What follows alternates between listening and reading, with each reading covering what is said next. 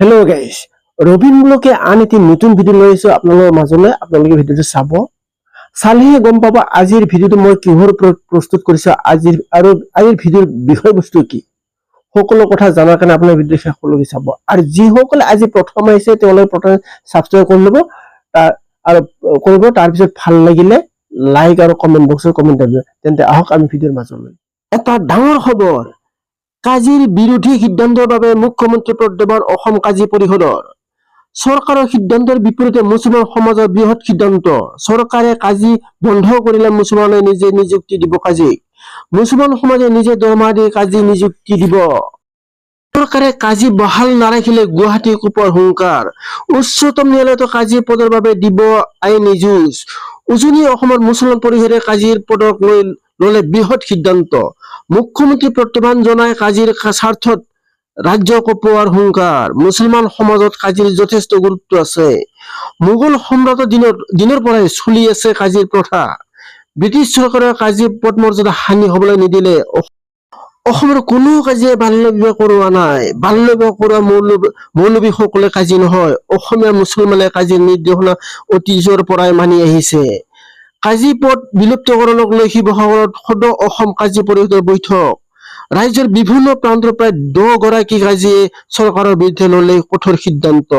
মুখ্যমন্ত্ৰী ডক্টৰ হিমন্ত বিশ্ব শৰ্মা ডাঙৰীয়াই অসমত কাজিৰ পদটো বিলুপ্ত কৰাৰ কাৰণে যি কাম কৰিছে তাৰ সেই সন্দৰ্ভত আমি বিস্তৃতভাৱে কাজিসকলৰ সৈতে আলোচনা কৰিলোঁ আৰু কাজিসকলৰ সৈতে আলোচনা কৰাৰ অন্তত এটা কথাত আমি উপনীত হৈছোঁ। আৰু এই কাজি পদটো ইছলামিক মুছলমান সমাজৰ অতি গুৰুত্বপূৰ্ণ আৰু সন্মানীয় এটা পদ। এই পদটো যিকোনো ক্ষেত্ৰতে বাহাল ৰাখিবই লাগিব। কাজি পদটো থাকিব লাগিব। উজনি অসম মুছলিম কল্যাণ পৰিষদে আজি অসমৰ বিভিন্ন জিলাৰ পৰা অহা কাজিসকলৰ লগত আলোচনা কৰি এটা ঐক্যমতত উপনীত হৈছোঁ যে অসম চৰকাৰে কাজি পদটো বিলুপ্ত কৰিব বিচাৰিলেও আমি তাৰ তীব্ৰ বিৰোধিতা কৰিছোঁ। কাৰণ কাজিসকলক গভৰ্ণমেণ্ট নটিফিকেশ্যন তেওঁলোকে দি পেলাইহে নিযুক্তি দিয়ে, চৰকাৰীভাৱে তেওঁলোকক নিযুক্তি দিয়া হয়। সেইকাৰণে কাজি পদটো অতি গুৰুত্বপূৰ্ণ আৰু কাজি পদটো ৰখা অতি বাঞ্ছনীয় আৰু থাকিবই লাগিব।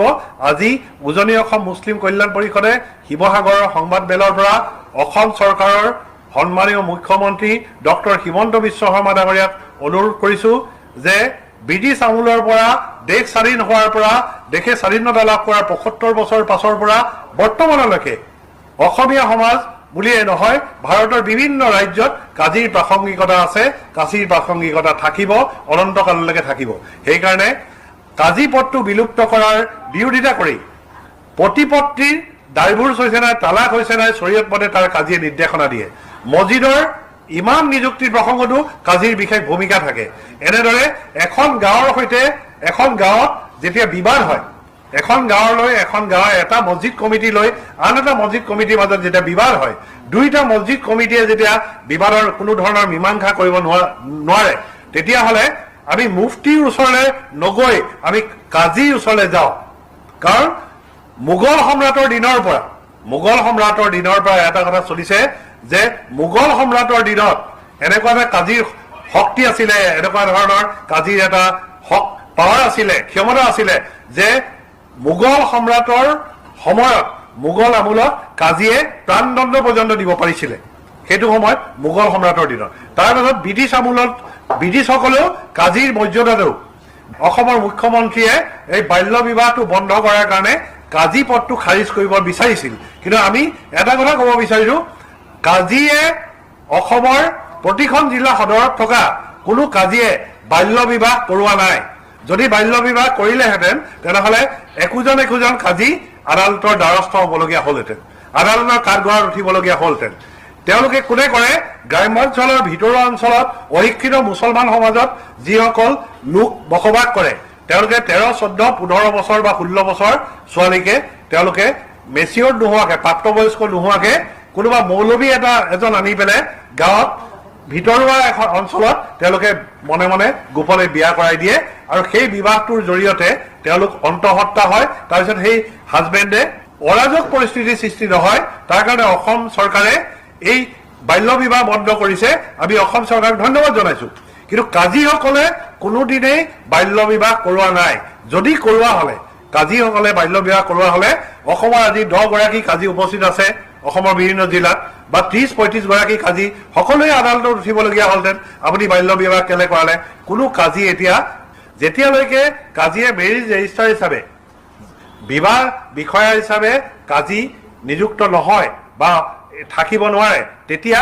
আনুষংগিক আমাৰ শৰীয়তৰ কিছুমান নীতি নিৰ্দেশনা বিভিন্ন ধৰণৰ ফটোৱা আদি আদায় দিয়া আৰু নিৰ্দেশনা দিবলৈ সমাজক ইছলামিক শৰীয়ত আইনখন সুচলভাৱে চলিবলৈ চিধা ৰাস্তাত চলিবৰ কাৰণে কাজীয়ে সহযোগ কৰে নিৰ্দেশনা দিয়ে গাইড হিচাপে কাজীয়ে কাম কৰে সেইকাৰণে আমাৰ মাজৰ বিভিন্ন ধৰণৰ সমস্যা ইছলামিক শৰীয়ত আইন শৰীয়তৰ দিশত ইছলামিকৰ মুছলমানৰ আইনৰ বিভিন্ন দিশ পৰিচালনা কৰিবৰ ক্ষেত্ৰত আমাৰ মাজত বাদ বিবাদ ঘৰুৱা বাদ বিবাদ পৰিয়ালকেন্দ্ৰিক বাদ বিবাদ বিভিন্ন ধৰণৰ স্বামী স্ত্ৰী কাজিয়া সকলোৰে কাৰণে কাজীয়ে বিভিন্ন ধৰণৰ পৰামৰ্শ দিয়ে আৰু অসমৰ বিজ্ঞ সমাজে মুছলমান সমাজে এই কাজীৰ নিৰ্দেশনাটো মানি সন্মানজনকভাৱে মানি লয় সেইটো ডাঙৰ কথা কিন্তু কোনোবা এজন মছজিদৰ ইমামে কিবা এটা যদি কয় যে এইটো কৰিব লাগে আমাৰ বিভিন্ন ধৰণৰ জামাতে মুছলমান জামাতে নামানিব পাৰে আৰু যদি এই কথাষাৰ আমি ক'ব বিচাৰিছোঁ কিন্তু কাজীয়ে যেতিয়া এটা ফটোৱা দিয়ে কাজীয়ে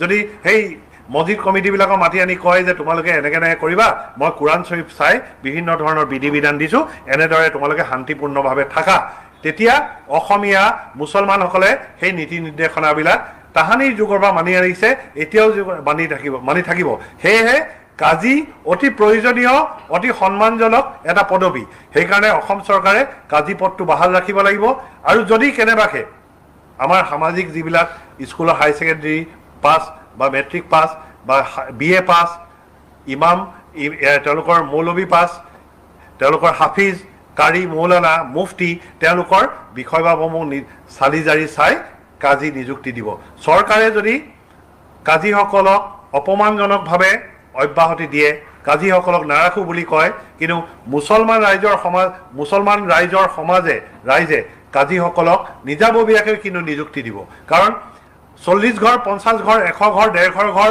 মুছলমানে এজন মছজিদত দৰমহা দি এজন ইমাম ৰাখে তেনেহ'লে এজন মহকুমাত সেইসকল মুছলমানে এজন মহকুমাত কাজীৰ দৰে সন্মানজনক পদ ৰাখিব পাৰিব সেইকাৰণে অসম চৰকাৰক ক'ব বিচাৰিছোঁ বিষয়টো অতি গম্ভীৰ আমাৰ ধৰ্মীয় আৱেগ অনুভূতিক যাতে অসম চৰকাৰে সন্মান দিয়ে অসমীয়া